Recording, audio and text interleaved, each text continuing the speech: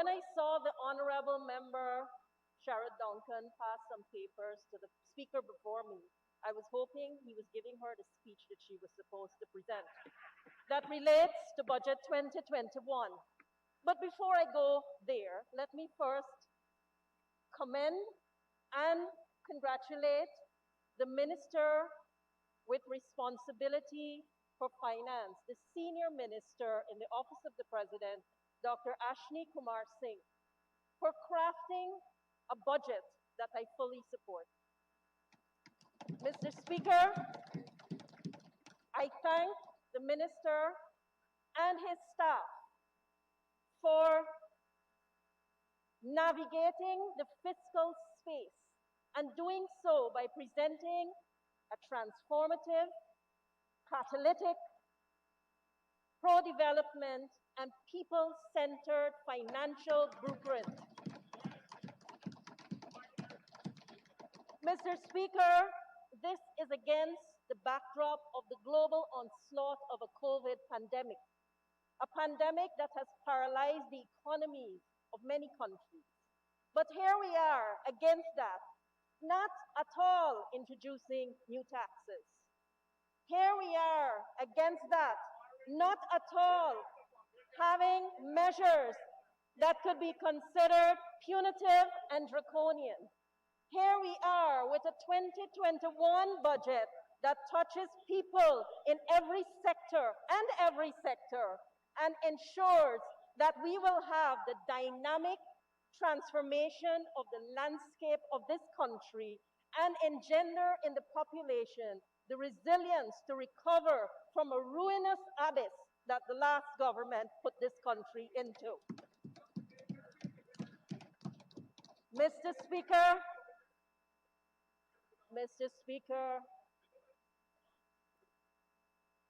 I support my colleague ministers' outstretched offer to members on that side for scholarships and comprehension. It is important if you're going to understand and relate to financial management in a prudent, strategic manner, as this budget is for this country. We have been regaled from the moment the debate started with fallacious, disingenuous, histrionic gymnastics coming from that side of the House to justify a surreal world that they have created and perhaps believe existed under the tenure of the APNU AFC government. But let me bring some reality to this. Let me bring some realism. Let me penetrate that surreal bubble that they have wrapped themselves in. Let me tell you, Mr. Speaker, what is the AFC APNU government's legacy? Taxes increased by 83 billion from 2015 to 2019. By 2019, tax revenue on the backs of the people of Guyana was a whopping $225.9 billion. Mr. Speaker, in 2014, it was $142.9 billion. We saw the contraction of non-oil sectors. We saw the collapse of industries, rendering a number of people without salaries, sustenance, and putting them on the virtual breadline. That is the reality. That is what Guyanese people lived with and lived under in the 5 years of APNU AFC government. Mr. Speaker, to stand here and to lecture about credibility, integrity, first, you have to be able, Mr. Speaker, the honorable members on that side of the House have to be able to uphold the Constitution of this country. And Mr. Speaker, they have to be able to face the people and say that the honorable members of that side of the House were not part of the unmitigated assault on the democratic fabric of this country. and the trampling of the Constitution. Mr. Speaker, we can speak, but our actions speak much louder than what we want to say to distract from what the People's Progressive Party Civic is offering this country. There are many expectations, exacting expectations from the people of this country. And Mr. Speaker, from our manifesto to our budgets that we've presented in 2020 and this one, we are fulfilling the needs of the people because we are unapologetic about consulting with the people from the grassroots level and all stakeholders. Mr. Speaker, we're not going to apologize for that. And if people want to come here, Mr. Speaker, and say that they're not consulted, then they're not interested in the progress of this country. Mr. Speaker, sometimes it is important to say it as it is. And I'm here to say it exactly as it is. Mr. Speaker, 7.3% contraction of the sugar industry. 3.7%. Fishing industry or sector contracted by 17%, and the bauxite subsector by 41%. Because this government was waiting for oil to flow. That's not how you manage prudently. That's not how you manage strategically, Mr. Speaker. We have seen small businesses in this country crumbling, shutting down, because there was nothing for them to invest. There was not the kind of capital that they wanted to expand their business, to grow their business. Mr. Speaker, we have in 5 months seen the Guyanese population scarred, and probably scarred forever because of the events that transpired. We cannot hide from those facts, Mr. Speaker. Let's contrast. Let's look at the stark contrast of the PPPC's budget with the legacy that I mentioned briefly. Let me not venture into the Sustainable Livelihood Development Program. I will leave that for another colleague to tell you a lot more about that. That was akin to a slush fund and one of the most corrupt schemes by the APNU AFC government. Mr. Speaker, to try to distract the people's attention to what the PPPC's budget is offering. Reversal of taxes. Why we reversed it? Because you put them there. Removal of tariffs. And on basic necessities, food, household items. And what has become so necessary in a COVID-19 pandemic that we need for school, work, and to mitigate the effects of distancing data. Mr. Speaker, when we look at all of these measures, we should not look at them in isolation, but at the cumulative effects. Honorable Member, Mr. Duncan, didn't you have the chance to speak? Thank you, Continue, Honorable Minister. Thank you, Mr. Speaker. Mr. Speaker, these are cumulative benefits for people across the length and breadth of this country. Mr. Speaker, what I could manage to discern from what transpired before I got up was a reference to one Guyana. Mr. Speaker, one Guyana, what do we say? One people, one nation, one destiny. That has been there, enshrined in our motto, not crafted by the former president, Mr. Granger. Mr. Speaker, in fact, if you want to go all the way back into history, if we are into history lessons, then we only have to look no further than the father of Mr. Robeson Ben, Minister of Home Affairs. Mr. Speaker, when we come in this August assembly, we must come armed with facts. We must come armed with the kind of substance that a debate warrants. We, on this side of the House, we are looking for intellectual stimulation. We are looking for constructive objective recommendations that will better or improve what we are offering. Mr. Speaker, we are looking for the positive contribution from members on that side of the House that will add to the well-being and welfare of people. Mr. Speaker, to want to be part of a consultation, you must be receptive to the views of others. Mr. Speaker, I believe with all my heart that the members of the opposition do have a role to play in this land. But first, it is imperative they need to get off their high horses, be on the ground with the people of this country, and work and serve the people on the country who they purport to represent. Mr. Speaker, to sit or to be here as an elected member of parliament has with it the privilege of service, the privilege of crafting legislation, the privilege of debating in a very constructive manner budgets such as these, but more importantly, to bring facts and truths to the floor and not to look at this arena for partisanship, cheap salvos, racial invectives that seem to abound from that side of the House, and every other complaint and conjecture to distort and to distract from their dismal performance as government. Mr. Speaker, I have heard mentioned several times about this government.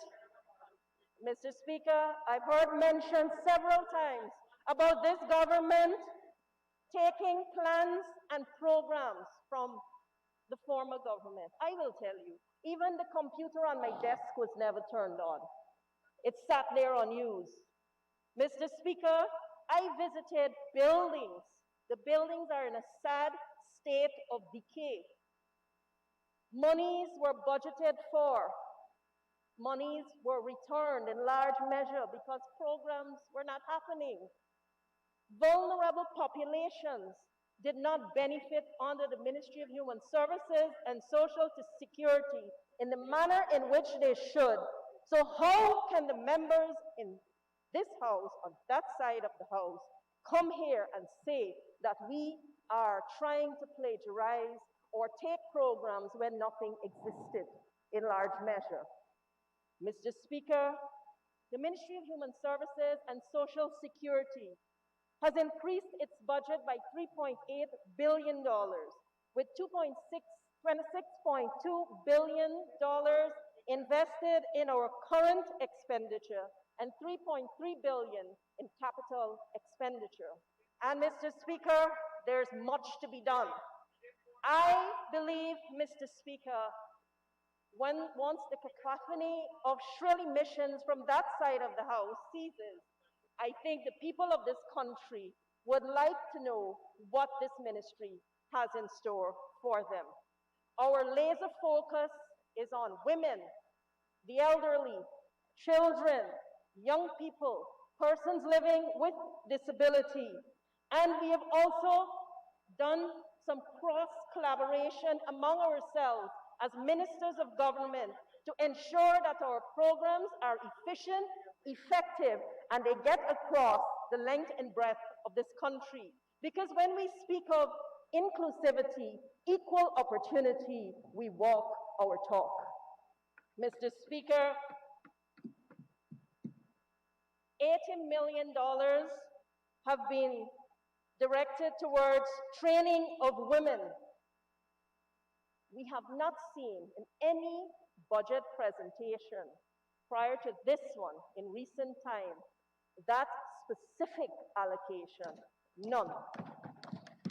Training of women will give them the impetus that they need to move to a state of independence from a state of dependence, to move from skills training into the world of work, vocational training. We are shattering the gender stereotypes and encouraging women to move into the arena of different modes of study and work. The ministry will be offering training in interior and fashion design, graphic design, video editing, ICT, child and elder care, business and micro-enterprise development, jewelry making, biodegradable wear manufacture, and those are only some of the programs that we have earmarked for women in the hinterland and on the coastland. Mr. Speaker, because I understand what has happened when women are deprived of accessing programs because maybe they would have dropped out of school, they will also be focused on functional literacy. Again, brand new for women. Mr. Speaker, emphasis will be placed on leadership training, advocacy, legislation, and social issues. You're probably wondering where will be the hub of all this training?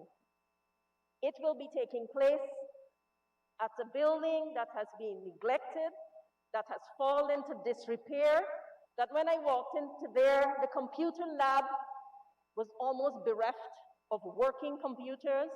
The kitchen was in a total state of chaos, but that's going to change because the Guyana Women's Leadership Institute will benefit from a spanking, state-of-the-art, modern kitchen to the value of $20 million, a computer lab, and refurbishment. Mr. Speaker, we will see the transformation of the lives of women once they have not only gotten the training, but been a part of an extensive program that moves them from training to investment and grant access so that they can start their businesses, be their own bosses, and if they so wish, have the marketing, the skills that make them more marketable and employable. Mr. Speaker, this has not come out of thin air. In the short span of governance that we have had, the Ministry of Human Services and Social Security embarked on the Garment and Cottage Industry Initiative that benefited almost 100 women. We saw emerging out of that initiative 58 business proposals, 14 success stories, and they were linked with the Small Business Bureau, IPED, and other agencies to ensure that they can do the best that they can with what they were given. Mr. Speaker, we also launched a brand new initiative, the Mobile Street Food Kiosk. This will open several industries to various Guyanese with skills, from welding to joinery, carpentry, being a part of the supply chain, food preparation, and also design. This is intended to capture Guyana's cuisine, to also highlight the beauty, the diversity, and the uniqueness of Guyana. Mr. Speaker, I am very, very happy to also tell you that that is not the end of the story. The Guyana Women's Leadership Institute will have the first business incubator directly targeting women. They can go to the Guyana Women's Leadership Institute and benefit from training in micro-enterprise, improvement of their product or skill, and also linkage to marketing opportunities. Mr. Speaker, following this, as we move to International Women's Day, we will be launching We Challenge, the Fast Pitch. We, the acronym stands for Women's Entrepreneurs Challenge, the Fast Pitch. Once that gets under the way, women can pitch their business proposals and vie for 10 grants that will get them started on their business. That's not copy. That's creativity, innovation, and original. Mr. Speaker, Mr. Speaker, in addition to that, we're moving to create a digital database and social media platform to ensure that women's products and skills are marketed. You know, I sit very quietly and I listen to the members on the other side of the House. And I listen, hoping to hear that there is mention of persons out there who would want to hear that they are considered, they are represented by that side of the House. But Mr. Speaker, I can say this budget represents them. People living with disabilities. Not before have we had the sum earmarked in this budget earmarked at any other time. And I would like to thank the Minister of Finance for paying attention to this population, and that is the population of persons living with disabilities. A $30 million modern building will be constructed in the compound of the Mahaika Hospital and serve as a hub for training of persons living with disabilities. Mr. Speaker, that's original. Mr. Speaker, we will be working with these groups of persons to ensure that they are trained to join the labor market, to be competitive, and to also start their own enterprises. The National Commission on Disability has been allocated $50 million, and $120 million would have been allocated for vocational training, provision of support, prosthetics, and equipment for persons living with disability. Mr. Speaker, violence is entrenched, and it is something we should not be impervious to. We live in a country where women continue to lose their lives. The recent one really disturbed me at a deep level, and that was the elderly grandmother or the elderly woman who was raped, battered, and brutalized. It should concern every one of us in this honorable House, Mr. Speaker. My heart goes out to all the families who would have lost wives, mothers, and sisters, and grandmothers. And I extend my deepest condolences to them for their loss. Mr. Speaker, because we're committed to tackling violence in all of its forms, we are building on something that we launched within the first 3 months of sitting in office, the 914 hotline. Mr. Speaker, that side of the House can be blow, talk, yap, whatever you want. But the reality is, within the first 6 months of this government's tenure in office, we have done. 914, brand new. 914 is an initiative that is intended to benefit people, women, children, men, anyone. I don't know who wants to, anyway. But, Mr. Speaker, it's intended to benefit persons who are experiencing violence. I want to build a culture of reporting. We see it, we hear it, we report it. Call 914. Mr. Speaker, it is important that we continue to complement 914, and we're doing so with the Survivors Advocates Program, with ensuring that the 914 center is populated with operators who have been trained in counseling and dealing with crisis management. Mr. Speaker, a lot of our attention will be focused on violence. And in addition to launching 914, we signed on to the Spotlight Initiative. You can see, Mr. Speaker, nothing has been excluded.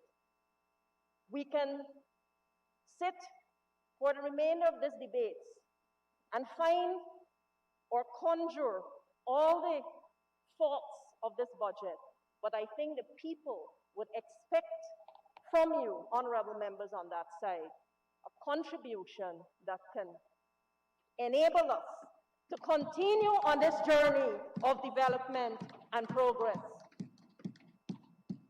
Mr. Speaker, old age pension, public assistance. We have done much. The old age pensioners number over 61,000. And we have spent a lot of time thinking of how we can improve the quality of service. And we're pleased to say, shortly, in the month of March, there will be 40 new locations where pensioners can collect their pensions. And that would be at MoneyGram and Western Union locations across the country. We're also advocating those who have bank accounts to utilize the banking system so that there's no need to go and join long lines to collect pension. Mr. Speaker, if that was not enough, we have delivered on a promise that we made, and that is to increase pension. Pension as from January 1 would have moved from $20,500 to $25,000. And that, Mr. Speaker, puts $3 billion back into the pockets of our pensioners, increasing their disposable income and ensuring that that goes back into the economy. That's how you stimulate an economy, Mr. Speaker, not leaving the country state of finances in overdraft. Mr. Speaker, we do not believe in wild, wanton, reckless expenditure. All of what we are doing is geared towards ensuring that people have a better quality of life. Public assistance has a 33.3% increase. Believe it or not, it is the highest increase to public assistance. I am aware that there is more that is needed, but this is just the beginning. Mr. Speaker, it took the APNU AFC government all 5 years to increase public assistance by $3,500. We have done that in 1 year, and we have moved public assistance up higher. Under 1 year. Good point. Mr. Speaker, the Ministry of Human Services and Social Security serves people across this country, people in difficult circumstances, and we have been doing that at a rate of 75,263 persons who would have accessed social assistance. The member on that side of this House spoke about the local Board of Guardians. Mr. Speaker, if there was chaos, it was there. We reviewed, we revamped, we increased the numbers of boards, the local Board of Guardians board, so that they can adequately cover and serve the people across the country. Mr. Speaker, I always wonder why it is when we are doing things in a constructive, structured way, they always complain or they always comment. If it's not political, it's racist. Good God, come with something that's a little more original. Mr. Speaker, let's talk about our institutions under the Ministry of Human Services and Social Security. I will never forget when I walked into the ministry on day 2, one of the persons working there said, you know, my former minister never even said, good morning, how are you? And then when I went to visit some of the institutions, they'd never seen the minister before. I know the Attorney General misses a few members, very close to his heart from this sitting in Parliament. Mr. Speaker, but when I visited those institutions, what horrified me was that all the talk in the previous budget of fixing and repairing these institutions, it was not so in reality. The night shelter is undergoing a transformation, complete overhaul, complete rehabilitation, not only physical rehabilitation in terms of tiling, painting, putting in windows. I could not believe that people were kept in a room without windows and parts of the wall. That is inhumane and callous and unacceptable. That's what's happening right now, Mr. Speaker. We will also see the night shelter benefiting from a brand new kitchen. Mr. Speaker, very early, there were fires at the Palms. And you know what the horror of it was? Patients had to be lifted down. Persons housed there had to be lifted down because the lifts were not working. Shameful. Stretchers were not there. Shameful. And we hear that you've cared for the elderly of this country. Terrible.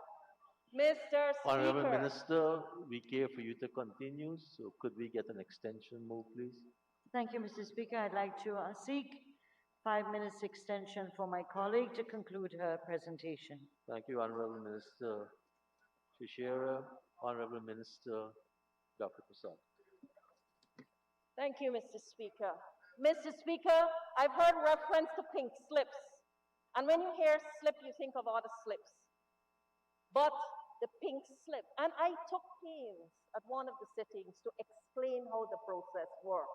I took pains to explain why the Ministry of Local Government and the Ministry of Finance were taking the lead on this because of the number of staff that they have.